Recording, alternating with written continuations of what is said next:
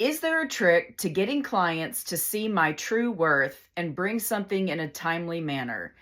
Seems like I typically get them and I'm their last resort because they thought they could do it themselves for hours or days before bringing it in. Who hasn't felt that? Me, a million times. No question about it. So here's what I think about that. Number one, when I'm in that situation, I try to talk to the client and say, when you see this, that's when I need to hear about it. Try to give clients a call parameter, so to speak.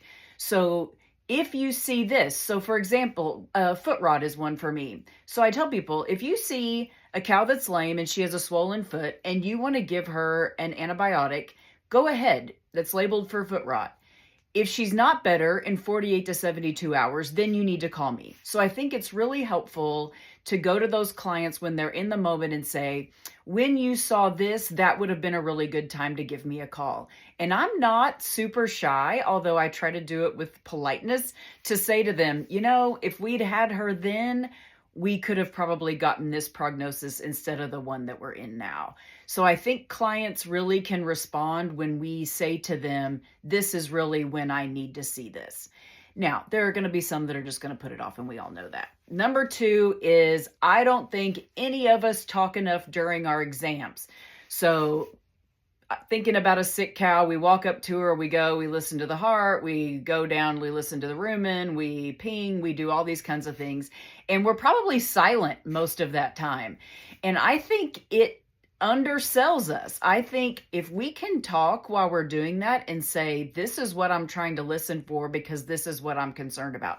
I'm listening to this to try to rule out this.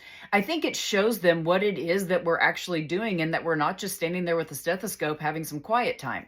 Let them know what it is that you're doing and what your brain is doing so that they can see the value in that. And finally, sometimes you just got to write it out. And I can't talk to y'all without telling a story. So back earlier in my faculty career, I was working for a university feedlot. And they were required to call me out for any sick animal treatments. And the head cowboy hated it.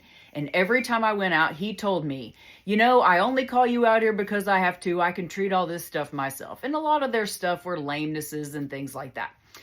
Abscess drainage, usually fairly straightforward stuff. But one day he called me out for 4 lame animals, and 3 of them were musculoskeletal lamenesses.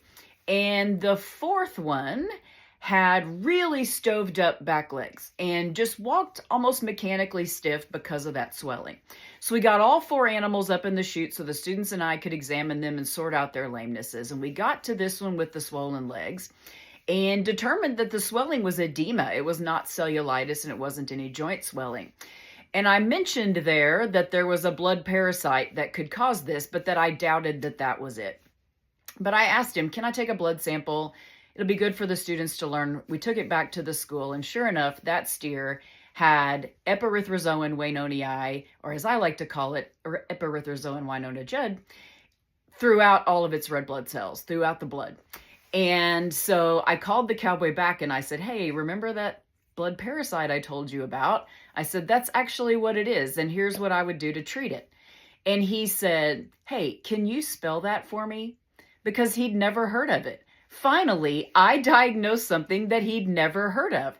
And that day changed our relationship. We went from him only calling me when he had to calling me all the time. And the respect was so much different between us. And it was because I hung in there, kept a reasonably good attitude, although I didn't want to, and then finally got a diagnosis that really won him over because he realized that I had value that day. So sometimes you just got to hang in there. Again, be sure if you want a sneak peek, go to drmeredithjones.com and you can take a look at the new mentorship program that I'm offering. It's going to be on a very, very limited basis because I want it to be a high quality experience for those who are in it. I hope you guys have a great day. Take care.